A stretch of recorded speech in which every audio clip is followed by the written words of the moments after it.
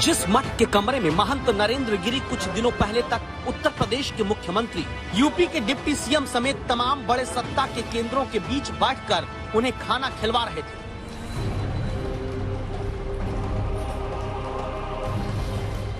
हिंदू धर्म में आस्था के प्रतीक के उसी केंद्र के कलश से लगी ध्वजा तो आज भी लहरा रही, लेकिन उस कमरे के दरवाजे सबके लिए नहीं खुलते, वो बंद है, क्योंकि अखाड़ा परिषद के प्रमुख महंत नरेंद्र गिरी जो संदेश खुद देश में करोड़ों भक्तों को देते आए, खुद उसका पालन नहीं कर पाए।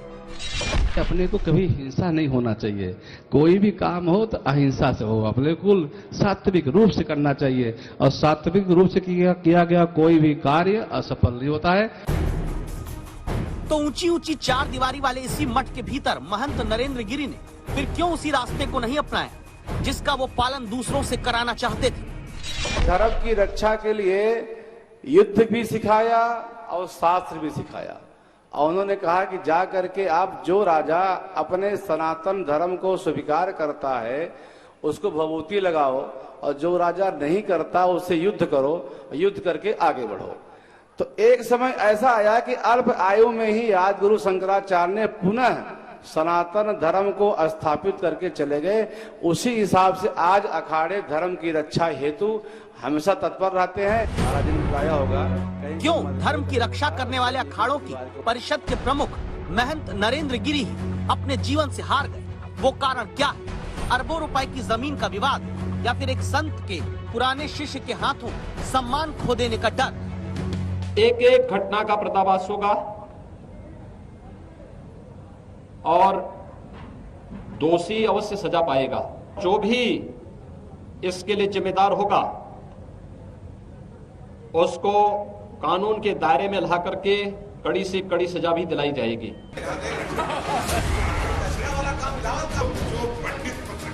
जिस मठ के भीतर महंत नरेंद्र गिरी के साथ ही जमीन पर बैठकर सत्ता और सनातन धर्म के पुरोधा भोजन कर रहे थे, उसी मठ के भीतर यूपी के मुख्यमंत्री महंत नरेंद्र गिरी को अंतिम बार श्रद्धांजलि देने पहुंचते हैं। मुख्यमंत्री लखनऊ से प्रयागराज पहुंचकर महंत के शव को प्रणाम करते हैं, महंत नरेंद्र गिरी की तस्वीर पर श्रद्धा सुमन चढ़ाते हैं। मुख्यमंत्री के साथ सरकार के तमाम मंत्रियों और बड़े नेताओं का महंत को श्रद्धांजलि देने आने की ये तस्वीरें गवाही इस बात की है कि महंत नरेंद्र गिरी सम्मान के स्तर पर सियासत और सत्ता के सर्वोच्च स्थान तक पहुंच रखते थे, लेकिन फिर क्यों अपने ही शिष्य आनंद गिरी की तरफ से झूठी बदनामी की साजिश रचने के डर के आगे सुसाइड कर लेते हैं। नरेंद्र गिरी के कमरे से अखाड़ा परिषद के लेटर हेड पर लिखे गए सुसाइड नोट में दावा है कि लिखा मिला, मैं महंत नरेंद्र गिरी वैसे तो 13 सितंबर 2021 को ही आत्महत्या करने जा रहा था, लेकिन हिम्मत नहीं कर पाया। आज जब हरिद्वार से सूचना मिली कि 1-2 दिन में आनंद गिरी कंप्यूटर के माध्यम से मोबाइल से किसी लड़की या महिला से गलत काम करते हुए मेरी फोटो लगाकर फोटो वायरल कर देगा, मैंने सोचा कहां कहां सफाई दूंगा, एक बार तो बदनाम हो जाऊंगा। मैं जिस पद पर हूं वो गरिमामय पद है। जब मानव का जन्म होता है तो उसका भाग्य, ऐसा लोग कहते हैं कि ईश्वर पहले लिख देता है। गरिमा के पद पर आसीन वो संत जो समाज के लिए जीवन जीने की शैली सिखाने के पथ प्रदर्शक माने गए, तो पहला सवाल उठता है कि महंत नरेंद्र गिरी को अगर किसी लड़की के साथ गलत तरीके से फोटो लगाकर शिष्य की तरफ से वायरल करने का डर था, तो फिर क्यों नहीं सीधे पुलिस के बड़े अधिकारियों को इसकी जानकारी दी? आत्मा ही ब्रह्म है का संदेश देने वाले संत ने ही क्या जीवन त्याग देने का विपरीत रास्ता खुद अपनाया होगा? जो मृत्यु हुई है उसमें भी कहीं न कहीं संदिग्ध जानकारियां मिल रही हैं। ये मिस्ट्री क्या है, क्या कारण था, ये बड़ा विषय है। सवालों का बड़ा विषय इसलिए क्योंकि महंत नरेंद्र गिरी वो संत थे जो चाहते तो सीधे पुलिस के किसी भी बड़े अधिकारी को एक फोन करके आरोपों के मुताबिक आनंद गिरी की रची जा रही साजिश की सीधी जानकारी दे सकते थे, लेकिन ऐसा क्यों नहीं किया गया? 2 बहनों और 4 भाइयों के बीच दूसरे नंबर के रहे महंत नरेंद्र गिरी ने परिवार छोड़ संन्यास बहुत पहले ले लिया, लेकिन मृत्यु के बाद परिवार के भी आंसू सत्य हैं, जिन्हें लगता है कि सुसाइड नहीं कर सकते थे महंत नरेंद्र गिरी। तो अब यहाँ दूसरा सवाल उठता है, क्या सिर्फ किसी फर्जी फोटो में लड़की के साथ दिखाए जाने की साजिश के डर से महंत नरेंद्र गिरी ने जान दी?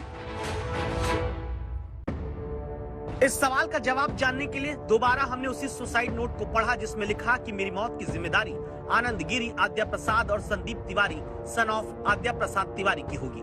प्रयागराज के सभी पुलिस अधिकारियों एवं प्रशासनिक अधिकारियों से अनुरोध करता हूं कि मेरी हत्या के जिम्मेदार उपरोक्त लोगों पर कानूनी कार्रवाई की जाए, जिससे मेरी आत्मा को शांति मिले। तो यहाँ तीसरा सवाल यह है कि अगर फर्जी फोटो लड़की के साथ आनंद गिरी वायरल करना चाहते थे तो फिर आद्या प्रसाद और संदीप तिवारी का क्या रोल था।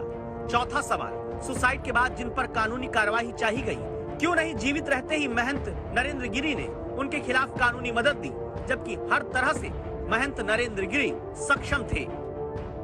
आदरणीय मुख्यमंत्री जी हमारे गृह मंत्री हैं, वो पूरी तरह से सतर्क हैं। उत्तर प्रदेश से माफियों को उन्होंने समाप्त किया, तो अगर महंत की अगर हत्या हुई होगी तो क्या वो छोड़ देंगे? न केवल आम लोग बल्कि अखाड़ा परिषद के और उनसे सभी जुड़े हुए लोग जो प्रेम करते थे महंत नरेंद्र गिरी से, वो चाहते हैं कि सत्य सामने आए, सच्चाई सामने आए। इसलिए सिटिंग जज, हाई कोर्ट माननीय सिटिंग जज से यहाँ की जांच होनी चाहिए, जिससे कि पूरी की पूरी सच्चाई सामने आए। एसआईटी बनाकर जांच के आदेश दिए गए हैं। एडीजी, आईजी, डीआईजी और कमिश्नर तक इस पूरी जांच में लगा दिए गए। ये बात खुद मुख्यमंत्री ने महंत नरेंद्र गिरी के अंतिम दर्शन के बाद बताई है। बहुत सारे साक्ष्य कलेक्ट किए गए हैं, क्योंकि एक वरिष्ठ धर्माचार्य और अखाड़ा परिषद के अध्यक्ष से जुड़ा हुआ मामला है। उन्हें इस पूरे केस की प्रॉपर्टी का हिस्सा मानते हुए पुलिस की एक टीम,